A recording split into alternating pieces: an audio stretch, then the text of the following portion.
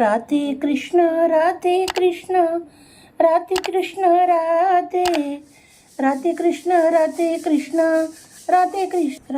Hello મિત્રો, કેમ છો? મજામાં? મેં 1 કિલો દહીં લીધું હતું અને થોડું પાણી નાખી અને સરસ મજાનું ઝેરી લીધું છે. ખાટું દહીં છે, આપણે બનાવવાની છે ખાટી મીઠી ગુજરાતી કઢી અને સાથે બાસમતી ચોખા હશે, ભાત મતલબ. આપણે અડધી વાટકી છાશના અંદર લોટ નાખી દેવાનો છે.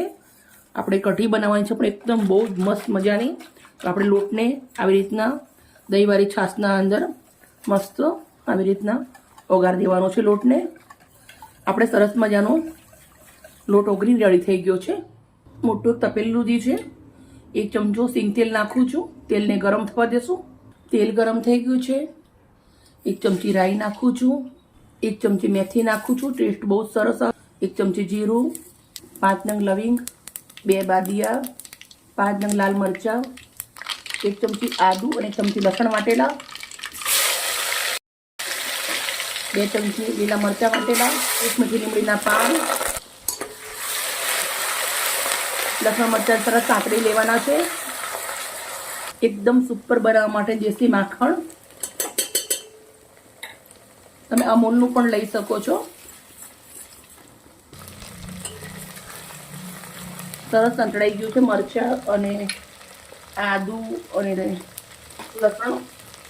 હવે જે આપણું શાકનું મિશ્રણ છે એ રેડી દેવાનું છે.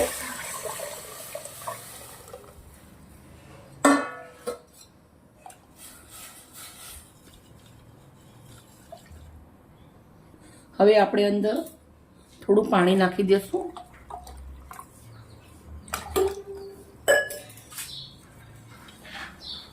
મસ્ત આપણે કઢીને ઉકળવા દેવાની છે. હવે આપણી કઢી તો ઉકળ જ છે પણ આપણે અંદર મીઠું નાખવાનું બાકી છે. મીઠું નાખી દઉં છું. ફ્રેશ ધાણા જીરું નાખવાનું છે. 1 ચમચી મીઠું, 1 ચમચી ધાણા. હવે કઢીને મસ્ત ઉકાળવાની છે.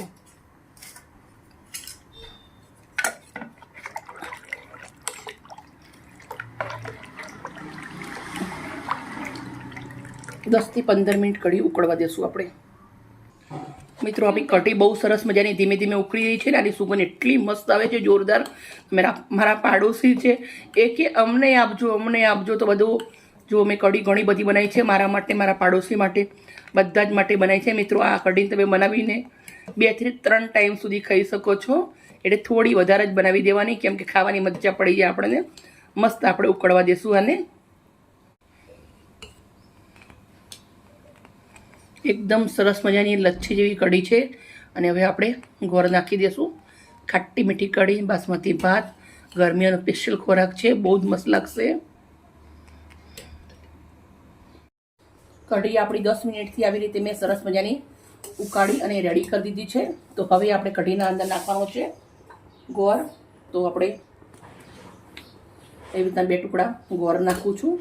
થોડી ગળી વધારે જોઈએ અમારે, એટલે પછી આપણે લીલા દાણા નાખી દેવાના છે.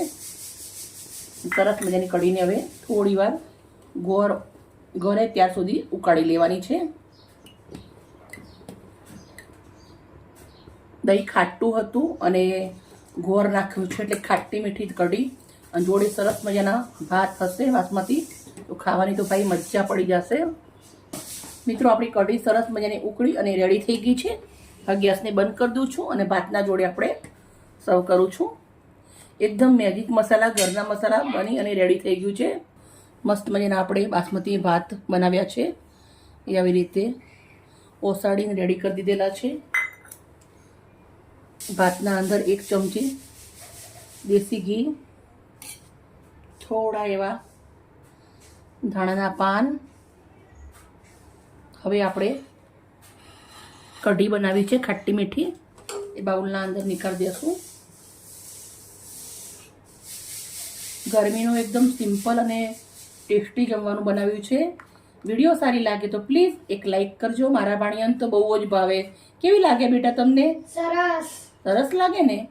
જો અમારા ભાણિયાને તો બહુ જ સરસ લાગે છે. એકદમ સિમ્પલ અને ટેસ્ટી જમવાનું બનાવીએ છીએ છોકરાઓ માટે અમે. અને તમારા જોડે હું વિડીયો શેર કરું છું. સજાવવામાં 1 સ્ટાર ફૂલ, પછી આપણું જે વઘારનું મરચું છે, એ પણ લઈ લેશું.